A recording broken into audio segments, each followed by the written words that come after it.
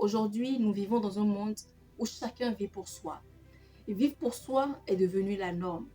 Alors que Dieu, lui, il nous appelle à la solidarité. Il nous appelle à nous soutenir activement. Et en tant qu'enfant de Dieu, en tant que chrétien, la solidarité pour nous, ce n'est pas une option, c'est un commandement d'amour. La Bible déclare dans Galates 6:2, portez les fardeaux les uns des autres et vous accomplirez ainsi la loi de Christ. Regardez par exemple Jésus, lui, qui a accepté d'être roué de coups, lui qui a accepté d'aller à la croix, lui qui a accepté de se donner en sacrifice pour nous, pour nos péchés.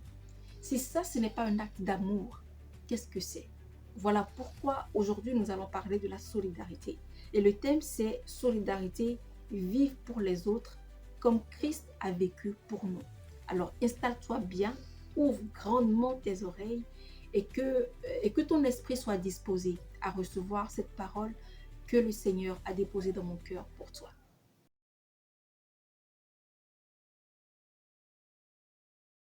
Alors qu'est-ce que c'est concrètement la solidarité? La solidarité, ça va bien au-delà du fait de donner de l'argent à quelqu'un. Ça va bien au-delà du fait de donner de l'argent à un pauvre, à un mendiant. C'est plus que ça. La solidarité, c'est partager le poids de l'autre, ses joies, ses douleurs, ses peines, et même ses besoins. La solidarité, c'est se sentir concerné par la vie de son prochain. La solidarité, c'est aussi le fait d'agir. Au-delà du fait de compatir, c'est aussi agir. La Bible déclare dans Romains 12:15, réjouissez-vous avec ceux qui se réjouissent, pleurez avec ceux qui pleurent. On va un peu plus loin dans 1 Corinthiens 12:26. La Bible déclare ceci, si un membre souffre, tous les membres souffrent avec lui. On va prendre l'exemple du corps humain. Vous savez, le corps humain est très solidaire. Si par exemple, je me cogne juste là, au coude, tout mon corps va réagir ou va ressentir la douleur que j'ai ressentie au niveau de mon coude. Et c'est exactement de cette façon que l'Église devrait fonctionner. Pourquoi est-ce que la solidarité est essentielle pour nous qui sommes enfants de Dieu? Premièrement, parce que Dieu lui-même est solidaire de notre souffrance. Dieu ne prend pas plaisir à voir ses enfants souffrir. Absolument pas. Et si Dieu ne nous aimait pas, s'il n'était pas compatissant vis-à-vis de nos douleurs, de nos souffrances, il n'aurait pas choisi ou décidé de donner son unique fils en sacrifice pour le pardon de nos péchés, pour le pardon de nos fautes. Deuxième chose, parce que nous sommes une famille spirituelle.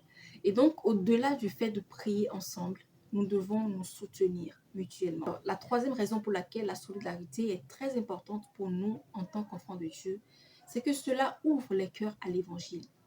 Vous savez, il y a des personnes dans notre environnement, des personnes dans notre entourage que Dieu veut atteindre. Mais ces personnes-là n'ouvriront jamais la Bible. Ces personnes-là ne liront jamais la parole de Dieu. Mais ces personnes-là seront impactées, seront touchées, rien que par le fait de voir comment est-ce que nous les aidons. Parce que parfois, la façon d'agir, la façon de se comporter, la façon d'aider, la façon d'aimer parle plus fort que les paroles. Malheureusement, il y a de ces ennemis, de ces actions, de ces comportements qui peuvent empêcher ou nous empêcher de manifester pleinement cette solidarité en tant que chrétiens. Et le premier ennemi, c'est l'indifférence. Le fait de se dire, ce n'est pas mon problème. Ce qui arrive à mon frère, ce qui arrive à ma sœur. C'est l'un des plus grands ennemis de la solidarité. Et l'autre ennemi, c'est la comparaison. Pourquoi telle personne a telle chose et moi je ne l'ai pas? Pourquoi telle personne réussit à faire telle chose et moi je ne réussis pas à le faire?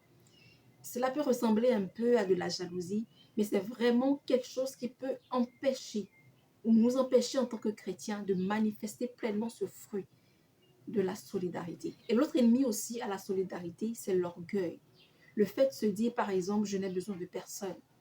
La vérité ou la réalité, c'est que, quel que soit le niveau que vous avez atteint, quel que soit le niveau de vos réalisations, quel que soit le sommet où vous êtes déjà arrivé, vous aurez toujours besoin de X ou de Y personnes. Pas forcément pour vous donner de l'argent, mais pour vous accompagner, pour vous soutenir moralement, pour vous donner un conseil, pour vous accompagner d'une quelconque manière. Donc, il faut vraiment que nous bannissons l'orgueil de nos habitudes ou de notre quotidien pour pouvoir manifester pleinement ce fruit de Dieu qu'est la solidarité. Et je vais parler pour terminer de la peur du manque. Le fait de se dire, si je donne, je n'en aurai plus assez. Et c'est faux, c'est totalement faux. Voilà pourquoi j'adore ce verset de la Bible qui dit que il y a plus de bonheur à donner qu'à recevoir. Et je crois vraiment que c'est ça, je crois vraiment que c'est vrai. Il y a plus de bonheur à donner qu'à recevoir. Le fait de se dire que si j'en donne, je n'en aurai plus, c'est faux, c'est complètement faux. Il y a plus de bonheur à donner qu'à recevoir. Alors, comment développer une vie de solidarité? Premièrement, commencez déjà là où tu es. Aide un proche qui est dans le besoin.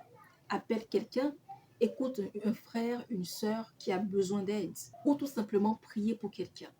Tu sais, tu ne devrais pas te limiter à tes propres besoins. Prie aussi pour les autres. Prie pour les autres. Tu sais, moi, il m'arrive très souvent, non mais vraiment très souvent, de prier pour des personnes que je ne connais ni d'Adam ni d'Ève. Des personnes avec qui je n'ai pas une affinité particulière, pour qui je prie. Des personnes que je vois dans mon esprit en image, pour qui je prie spontanément. Je n'ai pas forcément besoin de savoir ce que la personne traverse. Je n'ai pas forcément besoin de savoir ce que la personne vit. Mais rien que le fait d'avoir ressenti dans mon cœur que cette personne a besoin d'aide suffit pour que je prie pour elle.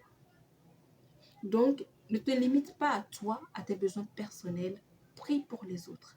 Prie pour tes proches, mais prie aussi pour les autres. Pour développer cette solidarité, sois aussi attentif. Tu sais, il y a des besoins qui ne sont pas toujours exprimés avec des mots.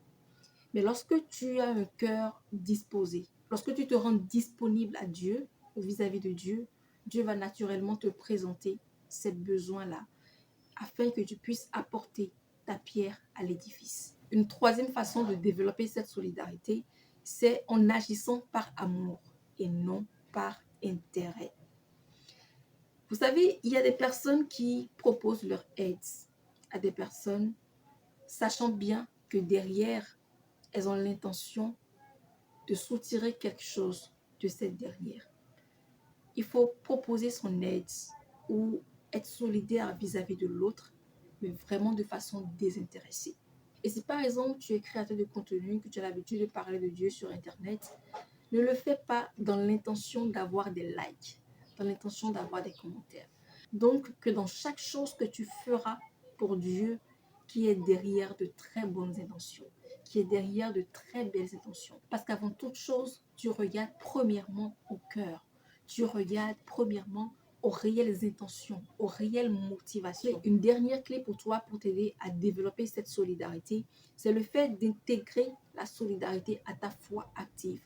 En quoi faisant? En aidant un frère en difficulté, une sœur en difficulté, en soutenant une mission, n'est-ce pas? En partageant ton repas, par exemple, ou même en priant avec quelqu'un qui est dans le besoin. Lisons Jacques 2, versets 15 à 16. Si un frère ou une sœur sont nus et que l'un d'entre vous leur dise « Allez en paix », sans leur donner ce qui est nécessaire, à quoi cela sert-il? Alors pour terminer, je veux vraiment t'exhorter à décider de ne pas être un chrétien de plus. Sois un chrétien différent. Sois ce genre de chrétien qui marque sa génération. Sois ce genre de chrétien qui fait les choses différemment. Sois cette main tendue. Sois cette personne qui dit « Seigneur, utilise ma vie pour impacter mon environnement. Utilise ma vie pour impacter ma génération. » Parce que Dieu, lui, il attend juste qu'il y ait des personnes qui se lèvent et qui disent « Seigneur, utilise-moi. Je suis un vase vide. Remplis-moi. Utilise-moi pour que ton nom ou ta gloire soit vue au travers de mon humble personne. » Sois béni.